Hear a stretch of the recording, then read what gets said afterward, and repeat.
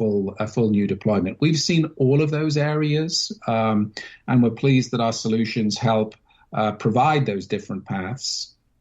I would say that the key I always tell people is if you make stepwise decisions, you may end up at an end point that you didn't want to be. So, best of breed on cloud is worse than best of breed on premise, in my opinion, just because of the release update cycles and so on. And the whole goal of cloud is to really get yourself out of the IT management business and into the business process change business. So if you are making those incremental moves, I always counsel folks to say, okay, well, what's my end goal? What's my end goal? Where do I want to be in 5 years, 6 years time, 10 years time? And is this a step on that path? We believe strongly that the breadth and depth of the Oracle solutions do provide you with that opportunity to, know where your end goal should be, which is a relatively small number of key providers. Indeed, most of that can be Oracle. But your steps on that way can be adjusted to fit the needs of your business challenges you're experiencing. But have a plan, know where you want to get to, and then take steps towards that plan. And I'm glad you mentioned that, John, because in my role as an industry analyst for all these years in supply chain management, I often got into those situations with teams where they bring you in and they talk about all the technology options that they've looked at, and they want to know the strengths and weaknesses or the approaches of all of this. And same thing, I often stop it at that point and say, well, hold on a minute. Tell me what your end goal is here. What's your objective here? Yeah. Where are you headed? And it's amazing when you get that question out and people begin to try to articulate that, sort of bells go off in the sense of, well, wait a minute, what is our goal?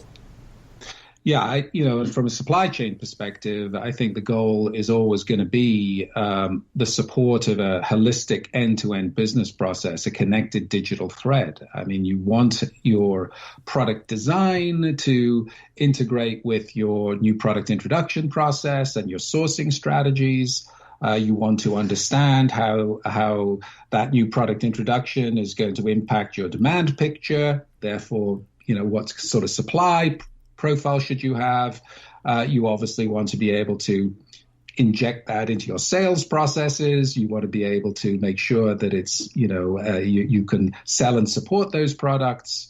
And you want to provide the visibility to all of that to your customers, so that you can provide them excellent service. So that end-to-end process is really what folks are looking for. They're looking for that single face to their customer, is looking for a single face to their supplier. If you're the supplier, you need to be able to provide that. Internally, you need to be able to bring all of those functions and lines of business together and really, drive a unified set of capabilities. And it's just really hard to do that if you have, one of everything. It's just a real challenge. And so we like to think there's no compromise in going with that complete solution with Oracle. But even if there were, it would be outweighed by, the fact that you are able to provide that unified set of capabilities. And, and from all my years of observing Oracle and Oracle's approach, I mean, I think the company has been more pragmatic also because, what I like about the approach from Oracle is that you've recognized the fact that supply chain teams are end-to-end, that they have a lot of legacy, some that, they have to deal with, and some that's different. And in some cases, they have multiple ERP systems, if they're big, large multinational corporations. Or even if they're smaller companies, they have applications that they're very familiar with. And the thing that has impressed me about Oracle is that you've been pragmatic in the integration strategies. In other words, you're willing to integrate with SAP if the customer wants to. You're You're willing to integrate with best-of-breed applications and other supply chain applications if that's what the customer needs. And I think that's a credit to an enterprise software company because, especially today, those are the realities out there. Are they not? Absolutely, absolutely.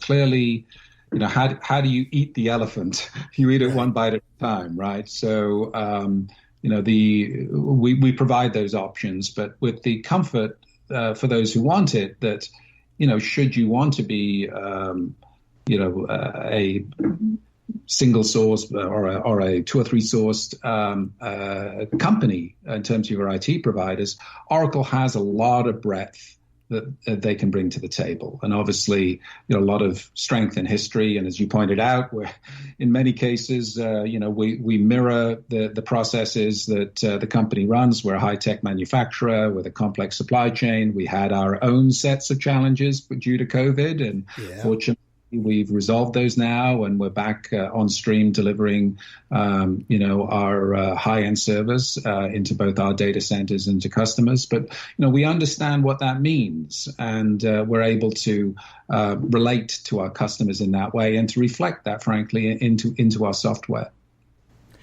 So that may be a good transition into your other role and the other hat that you wear at Oracle, and that is as Chief Sustainability Officer. So from that perspective, how do you view supply chain management's contribution and efforts related to achievement of either global or individual business sustainability goals? There's absolutely no conflict between my sustainability hat and my supply chain hat. I mean, to a very large degree, sustainability is about supply chain, and supply chain increasingly is about sustainability. If you're going to, improve the reusability of products, if you're going to eliminate, noxious chemicals and materials from a product, if you're going to, manage what we call in sustainability world a circular supply chain, which is where you think about how the materials and the products in the supply chain get folded back into the next generation of products. If you're going to do all of those things, it is going to be A, positive for the environment, and B, it's going to impact the way you design, think about, and embed capabilities in your supply chain solutions. And our approach at Oracle, and really how we run our business from a sustainability perspective, and how we then reflect that in the products that we build and the software solutions we deliver, is to embed that thinking in the product. We don't have this is our sustainability product offering. Instead, we would embed that in our PLM solution. We would embed that in our transportation solution. We would embed that in our manufacturing solutions. And what that then does is it makes sustainability, an intrinsic part of the standard business process. And, in doing that, frankly, you make sustainability sustainable. If it's embedded in your lines of business and in the way you work, then it is something that becomes a natural part of your business. And so we operate that way as a business, and we deliver our solutions that way, in terms of thinking about sustainability. And in your opening remarks, John, when you talking about what COVID-19, exposed and the notion of the zeal for low-cost supply chains and what that involved in global sourcing and things like that. I think there's a sustainability angle to that because consciously that's kind of a trade-off. You're trading off low costs for perhaps sustainability objectives in a sense of are you sourcing for low cost? Are you sourcing for sustainability? Are you doing both? Could you have some comments on that? Yeah. I think that is a good point. I think also sometimes it's just a matter of providing better choices to the people who are making those decisions. So, for example, we've moved substantially to using a lot of recycled plastic content in our server designs. And, the initial concern about that was, is it good enough? Does it work well? Does it look good? And you have to work through those issues because they're important to the people designing those products. But you can work through them, and when you work through them, the folks realize, okay, it's as good. Cost is acceptable, and it's positive in terms of the products you're delivering into the market, and in doing so, they feel good about what they're doing. As a business, you can feel good about the products you're delivering, but it does require that additional effort to, investigate those choices and make those choices readily available. And I think that translates to most everything. It's sort of like choosing the right truck to use, choosing, what transportation method to use, choosing what hotel to stay in. I mean, you could add some pretty much everything. And you can then nudge people to make decisions that are positive environmentally, and which don't have, a negative cost element to them. And so that's what we essentially try and do. And we build that, as I say, into all of our solutions. I think, the thing about COVID, which is going to be interesting to see, is that it has had a positive environmental impact. I mean, people are seeing mountains they didn't even know existed, in terms of air quality. The negative has been that it's had just an enormous impact on the economy and people's livelihood. So, it's not acceptable in that way, but it is a shining a light on what's possible if you can, manage to reduce those environmental impacts of economic activity, but at the same time support the economic activity. If you can balance those two things, then the environment's going to rebound in a very positive way. And so hopefully, I think we'll carry that forward as we look at how we recover from this. And we won't just simply duplicate what we have before. The new normal should be better.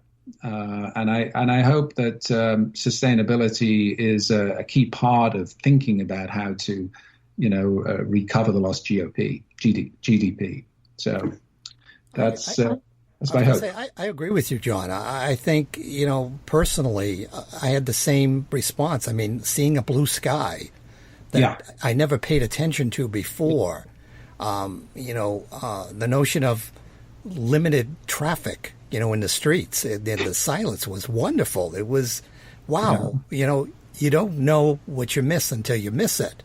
That's correct. That's you correct. Experience it. And I think, to your points, I think maybe all of us as global citizens can now sort of be much more aware of the fact that, we got to pay real attention to this and all the things that we do. I absolutely agree. And I think the companies that do embrace that will do better. And as you mentioned, don't waste a crisis. It's difficult to say that, but the is that the business, downturns are the opportunity for businesses to get ahead.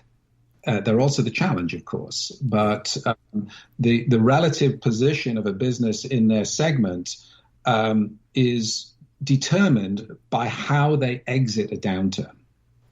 And if they're going to make a move, that's when they're going to make a move. And I think that companies looking at this now need to look at those, the aspects of, what is my core value proposition and, what's my, endowment, I think was a word that McKinsey used. What are the things that, give me strength? Then you want to look at what are the trends, and those trends obviously are going to be influenced by our reaction to this pandemic. But what trends can I take? But there's also other trends like servitization, changing products into services, automation. We talked about that. So how do I think about adapting my endowment